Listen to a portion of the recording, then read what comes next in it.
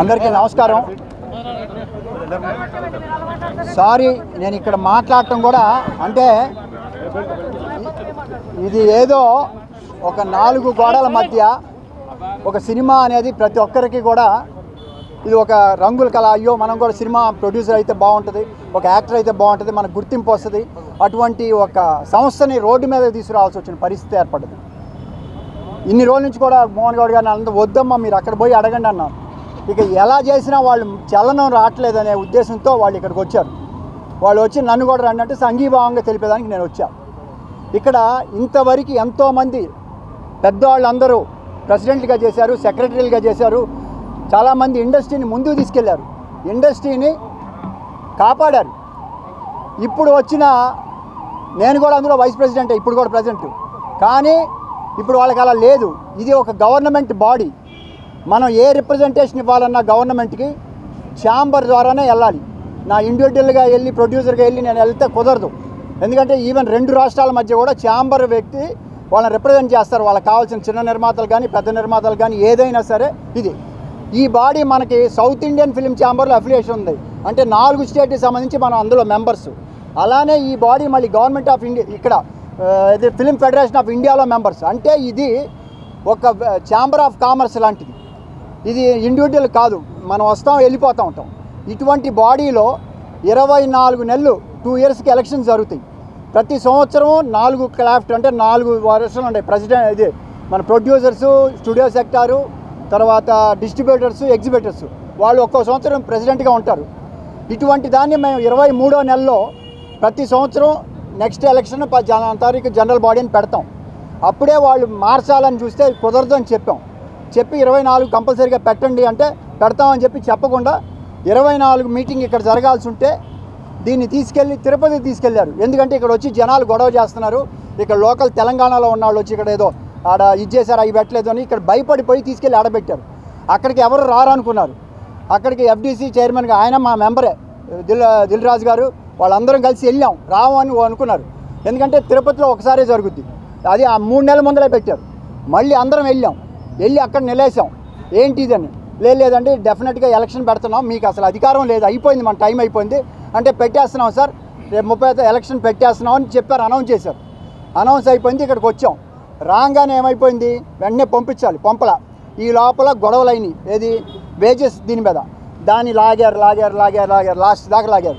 ఈ నెల అంతా వేజెస్ మీద అయిపోయామండి, అందువల్ల ఇది పెట్టలేదు అని మళ్ళీ మీటింగ్లో గొడవ పెట్టాం. అసలు మీ టైం అయిపోయింది, ఈ నెలతో అయిపోయింది, ఇంకా మీరు ఎలా ఉంటారు లాస్ట్ మంత్ అంటే లేదు దీనివల్ల వేయలేదండి, మళ్ళీ డేట్ పెడుతున్నామండి అని అన్నారు. ఏ డేటు అన్న 21 రోజుల టైంతో పెట్టాలి. నేను 21వ తారీఖు పెట్టమని లేదండి పండగలన్నీ ఉన్నాయి, అందువల్ల 21 కాదు 30వ తారీఖు మంచి రోజు అని చెప్పి ఈసీ మీటింగ్లో మళ్ళీ 30వ తారీఖు అని పెట్టారు. సరే ఓకే పెట్టేశారు అని చెప్పేసి ఈ లోపల నేనేం చేశాను, లాస్ట్ ఎలక్షన్ ముందల ఇమీడియట్గా మినిస్టర్ గారి దగ్గరికి వెళ్ళాను. తుమ్మల నాగేశ్వరరావు గారు అనుకొని అక్కడికి వెళ్ళాం. ఆయన ఇమీడియట్గా లెటర్ రాశారు, ఇమీడియట్గా ఎలక్షన్ జరిపించండి. తర్వాత తెలిసింది అది కోఆపరేటివ్ కాదు, ఇది రిజిస్టర్ ఆఫ్ కంపెనీస్ అని. నెక్స్ట్ వెంటనే ఆ సెక్రటరీని కలిశాను, ఆయనకి రిప్రజెంటేషన్ ఇచ్చాను. ఆయన ఇస్తే ఆయన అన్నారు మినిస్టర్ గారికి కూడా చెప్పాలన్నారు. మినిస్టర్ గారి దగ్గరికి వెళ్ళి మాట్లాడి ఆయనకి ఇచ్చా. ఆయన నేను చేస్తాన్నారు. అక్కడి నుంచి ఒక లెటర్ రాశారు DROకి. కండక్ట్ చేయాల్సిన బాధ్యత అంటే చిట్ ఫండ్స్ కానీ ఎనీ గవర్నమెంట్ ఆర్గనైజేషన్ చేయాల్సింది, ప్రతి నెల చేస్తున్నారా లేదని చూడాల్సింది DRO దగ్గర నుంచి. వాళ్ళు లెటర్ రాశారు. తర్వాత కోమటిరెడ్డి వెంకటరెడ్డి గారి దగ్గరికి వెళ్ళాను. సార్ ఇలా ఉంది ప్రాబ్లము, మీరు ప్రతిదానికంటే ఆయన పిలిచారు. కోమటిరెడ్డి వెంకటరెడ్డి గారు ప్రెసిడెంట్ చైర్మన్ సెక్రటరీని రమ్మంటే వాళ్ళు రాలా, మేము వైజాగ్లో ఉన్నాం సార్ పని మీద వస్తూ ఉన్నారు. మళ్ళీ తర్వాత ఇంకో రోజు రాలా, అది టైం అయిపోయింది. అక్కడి నుంచి నేను ఈ 4 తర్వాత FDC చైర్మన్కి వెళ్ళాను, ఆయన ఇన్వాల్వ్ అయ్యారు. FDC సెక్రటరీ ఇన్వాల్వ్ అయ్యారు. నాకు లెటర్స్ రాస్తున్నారు గవర్నమెంట్ నుంచి, మేము ఆల్రెడీ యాక్షన్ తీసుకోమన్నాం అని చెప్పేసి అవి వచ్చినాయి నా దగ్గర. దానికి ఆన్సర్ లేవు. అయిపోయినాక మొన్న 30వ తారీఖు నిన్న 30వ తారీఖు పండుగలు ఉన్నాయంటే లేవు అన్నారు. ప్రెసిడెంట్ అనే వ్యక్తి ఓన్లీ ఈసీ ఏదైతే చెప్పుద్దో అది సెక్రటరీ రన్ చేయాలి, ప్రెసిడెంట్కి అధికారం లేదు, ఆయన కండక్ట్ చేయడానికి బాధ్యత. సో ఆయన చేయాలని ఉన్నా కూడా వీళ్ళు కాదని చెప్తున్నారు. అది అయిపోయినాక నేను అడిగాను, మరి 20 రోజుల ముందర పంపించాలి కదా, పంపలేదని. లేదండి కొంచెం ఇదండి మనం 12వ తారీఖు పెడదామండి అన్నాడు. పండగ వచ్చింది దసరా అన్నాడు. ఇది ముందరే తెలుసు కదా, సెక్రటరీగా నేను చేసా, సెక్రటరీగా 2 టైమ్స్ చేశా. ఇలా పండగ వచ్చింది కదా ముందర పెట్టుకోవాలి కదా అంటే లేదండి అది మర్చిపోయామండి 12వ తారీఖు పెడుతున్నాం అన్నారు. వచ్చే నెల 12వ తారీఖు. సరేలే అని చెప్పాను. నేను 3 రోజుల నుంచి అడుగుతాను, కాదు ఇక్కడ కాదు విజయవాడ అన్నారు. విజయవాడ ఎలా పెడతారు, హెడ్ బాడీ ఇక్కడ చేయాలని చెప్పాను. చేస్తా నాకు రోజు అడుగుతున్నా 3 రోజుల నుంచి వెళ్తున్నాను ఆఫీస్కి. ప్రెసిడెంట్ ఉండరు, సెక్రటరీ ఉండరు, ఎవరు ఉండరు, టైంకి ఉండరు. మేము వెళ్ళినా వచ్చేసి మేము వెళ్ళిపోయినాక వెళ్తారు. ఎందుకు వెళ్తారు? ఉంటే ఏం సమాధానం చెప్పాలో తెలియదు నాకు. మరి నేను ఆ మాట అంటాం కూడా కరెక్ట్ కాదు. వాళ్ళు వెళ్తారు. సో మళ్ళీ ఇప్పుడు వెళ్ళా, ఇక్కడ జరుగుతుంటే ఏం మాట్లాడదామని చెప్పి వెళ్ళి అడిగా, ఏమయ్యా చెప్పారా అన్న. లేదు చెప్పారు సార్, వచ్చే నెల 26వ తారీఖు పెట్టారన్న. 26వ తారీఖు పెడుతుంది. ఈసీలో మీరు ఒకసారి ప్రామిస్, అసలు మనకు అధికారం లేదు. 24 నెలలు అయిపోయింది, 3 నెలలు గడిచిపోయింది. 24 నెలల్లో డిసైడ్ అయితే జనరల్ బాడీ ఓకే చేస్తే అప్రూవల్ ఉంటుంది. ఆ జనరల్ బాడీ టైం అయిపోయింది. ఇప్పుడు ఉద్యోగులుగా రిటైర్ అయిపోతారు. రిటైర్ అయినాడు మరుసటి రోజు వెళ్ళి వాడు ఆఫీస్లో కూర్చుంటాను, నేను రిటైర్ అయినా నేను ఇక్కడే కూర్చుంటానంటే చెల్లుద్దా? లేదు మన ఈసీ మెంబర్లు అనుకున్నా మేము పెట్టేస్తామంటే చెల్లుద్దా? ఇప్పుడు ఉన్నారు ఇక్కడ, గవర్నమెంటే ఉంది. అంటే నేను ఏ గవర్నమెంట్ క్రిటిసైజ్ చేయట్లా. ఇప్పుడున్న రేవంత్ రెడ్డి గారి ప్రభుత్వం ఉంది, మంత్రులు అందరూ ఉన్నారు. అంతా డిసైడ్ అయిపోయి మనం కూడా నెక్స్ట్ 5 ఏళ్ళు మనమే ఉందామంటే కుదురుద్దా? ఊరుకుంటారా? అలానే చంద్రబాబు గారు నాకు 165 ఉండే, నేను ఇక్కడే ఉంటానంటే కుదురుద్దా? ప్రజాస్వామ్యంలో ఉన్నావా లేకపోతే మన ఇంట్లో నీ సొంత ఆఫీస్లో జరుగుద్ది, నీ సొంత ఇంట్లో జరుగుద్ది, నీ వ్యాపారంలో జరుగుద్ది. అంతేగాని ఒక గవర్నమెంట్ అపెక్స్ బాడీ ఇది. గవర్నమెంట్ ఏ రిప్రజెంటేషన్ ఉన్నా మనం ఇవ్వాలి. వీళ్ళే సరిగా లేకపోతే వీళ్ళు ఇచ్చే రిపోర్ట్స్ మనం చెప్పిన ఏమి ఇస్తారో, వీళ్ళకి ఏం కావాలో అవి రాసి పంపించుకుంటారు, ఆ పనులు చేస్తారు. అదే మళ్ళీ తెలుసుద్ది. నేను యాజ్ ఎ వైస్ ప్రెసిడెంట్గా నాకు తెలియాలి. నేను కూడా దాంట్లో ఏ రోజు పిలవాలా, నేను పిలిచినా కూడా ఓన్లీ ఎగ్జిక్యూటివ్ సినిమాలు తీసేవాళ్ళే రండి వాళ్ళ మీటింగ్ అంటారు. నేను సినిమాలు తీసి మానేసి ఉండొచ్చు. అలా కాదు కదా. మీరు ఇక్కడే గౌరవం ఉంచకుండా మీరేమిస్తారని ఎలా నమ్ముతాం? ఇప్పుడు ఇంకో 1 ఇయర్ లాగుతాం. అంతకుముందు జరిగింది, ఇంకోసారి జరిగింది. ఎప్పుడు జరిగింది? కరోనా వచ్చినప్పుడు జరిగింది. కరోనా టైంలో జరగల. అలానే 2 బైఫర్కేషన్ అప్పుడు జరిగింది. అప్పుడు ఎందుకంటే ఈ గవర్నమెంట్ మా ఇది ఉంది పొజిషన్, తర్వాత చేద్దాం. సరే అయిపోయింది. దాన్ని వాళ్ళు తీసుకోకూడదు. ఆ రోజు ఎవరు అబ్జెక్ట్ చేయాలి, అందరూ ఒప్పుకున్నారు. ఈసారి మేము అందరూ అబ్జెక్ట్ చేసాం. వద్దు, మీరు ఎలక్షన్ చేసి గెలవండి, మీరే ఉండండి, మేము ఎవరు నిలబడం. మాకే ఇప్పుడు హ్యాపీ, నేను కూడా కూర్చుంటే 1 సంవత్సరం ఉండొచ్చు. అది కాదు కదా. మనమే ఒక ప్రజాస్వామ్యం కాపాడకపోతే మనం పోయి ఏం రిప్రజెంటేషన్ ఇస్తాం? ఎవడైనా క్వశ్చన్ చేస్తాడు, అసలు మీకు రైటే లేదు, మీరు ఎందుకు ఫాలో అవ్వాలి? మనకి సినిమా టికెట్లు కావాలంటే పెంచాలంటే మళ్ళీ దానికి వెళ్తామా? టైం ఉంటుందా?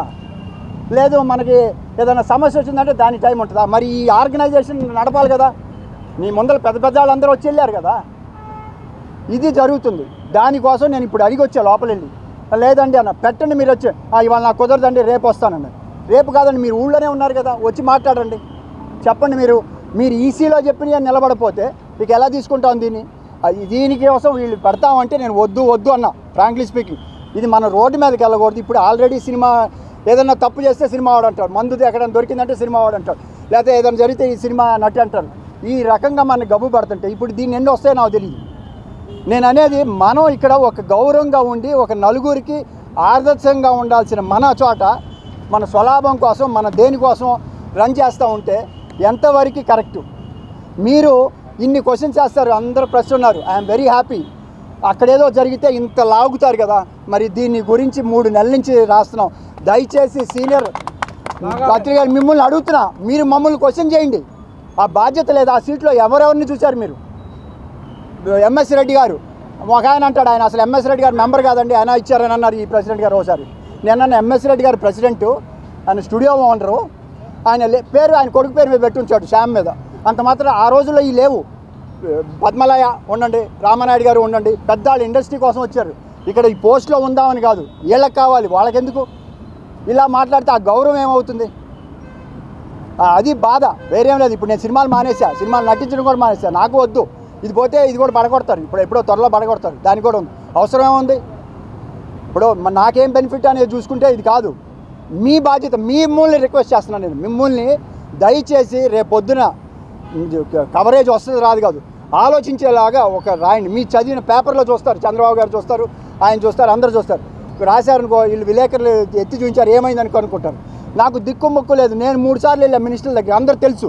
రోజు ఇంకా నాకు ఇసుబట్టి ఏంటి సార్ రావట్లేదు అన్నారు. ఏం వస్తాను సార్, రూల్ పాటించమని అడిగేదానికి ఇక మీ డబ్బులు ఏమైనా ఖర్చు అవుతాయా? కాదు కదా. ఉన్న ఆఫీసర్లు ఉన్నారు కదా, పాప ఆయన ఏం చెప్తారు? పైనుంచి చెప్పొతే చేయరు. ఇప్పుడు అంటే దీనికి కూడా బాధపడాలా? మేమేమన్నా నాకేమైనా ఆస్తులు ఇవ్వమన్నానా, లేకపోతే ఏదన్నా మాకు స్థలాలు ఇవ్వమన్నానా, లేకపోతే మాకు ఏదైనా ఇంకోటి ఇవ్వమన్నానా? దీన్ని సక్రమంగా ఇది సక్రమంగా ఉంటే అన్నీ సక్రమంగా ఉంటాయి. మిమ్మల్ని అందరినీ చేతులెత్తి అడుగుతున్నా, రిక్వెస్ట్ చేస్తున్నాం, మీరు దయచేసి, ఎందుకంటే దీనికి చాలా లింక్స్ ఉన్నాయి.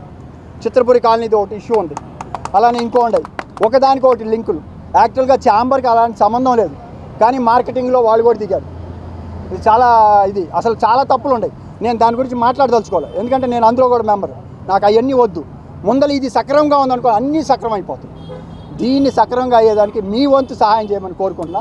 నా తప్పులు ఏమైనా ఉంటే ఎవరినన్నా ఏదైనా మాట్లాడుంటే క్షమించమని. నేను ఎలాంటి భావన లేదు, నాకేముంది సినిమా లేదు, నాకు వేరే వ్యాపారం ఉంది, అది కాదు కదా. అది మీరు అందరూ ఆలోచించి మీరు కొంచెం రాస్తే కనీసం వాళ్ళలో చలనం వస్తుందేమో, వచ్చి వాళ్ళ రూల్ని వాళ్ళు పాటించమని అడుగుతున్నారు. ఇప్పుడు ప్రమాదం జరిగినాక వచ్చిన తర్వాత లైసెన్స్ లేదు, ఈ లైసెన్స్ లేదంటారు. ఉన్నదాన్ని చెప్పండి, మీరు వాళ్ళని ఫాలో అవుతున్నారు కదా. అది సార్ నేను చెప్పాను, వాళ్ళు రాకపోతే నేను ఏమన్నా అంటే ఈ వద్దు, రోజు పోయి ఆఫీస్లో కూర్చుందామని చెప్పాను. ఆఫీస్లో మన ఆఫీసే, మనమంతా, ఆయన ప్రెసిడెంట్ కాదు, నేను ఇది కాదు, అందరూ మెంబర్లే, కూర్చుందాం ఆడే. ఎందుకు ఇది, వాళ్ళే వస్తారు. పెడతామని 3 నెలల నుంచి లాగుతున్నారండి. అయిపోయింది, ఆ టైం కూడా అయిపోయింది. జనరల్ బాడీలో తీసుకుంటే ఉండొచ్చు, ఆ 24 నెలలు అయిపోయినాక దానికి వాల్యూ లేదు లీగల్గా. ఇప్పుడు ఏమన్నారు, కోర్టుకి వెళ్ళండి అంటున్నారు. కోర్టుకి వెళ్తే ఏమవుద్ది, ఇది ఒక 5 ఏళ్ళు అవుతుంది. ఆ అనుభూతం మేము వెళ్తా, లేకపోతే నేను కోర్టుకి వెళ్ళాము.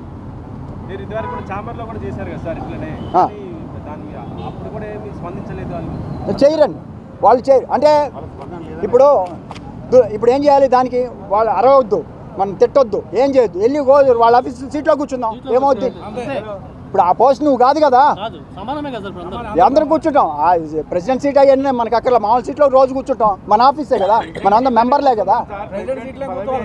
అయిపోయింది అంటే చెప్తున్నా, అంటే నేను అనేది అదే వద్దు. మనం ఫస్ట్ వాళ్ళు దిగడానికి వాళ్ళు ఇప్పుడు మనం లేకపోతే వాళ్ళు కూర్చొని ఏమో సాయంకాలం ఇది చేస్తారు, మనం కూర్చున్నాం అనుకో, కూర్చుంటే అయిపోద్ది.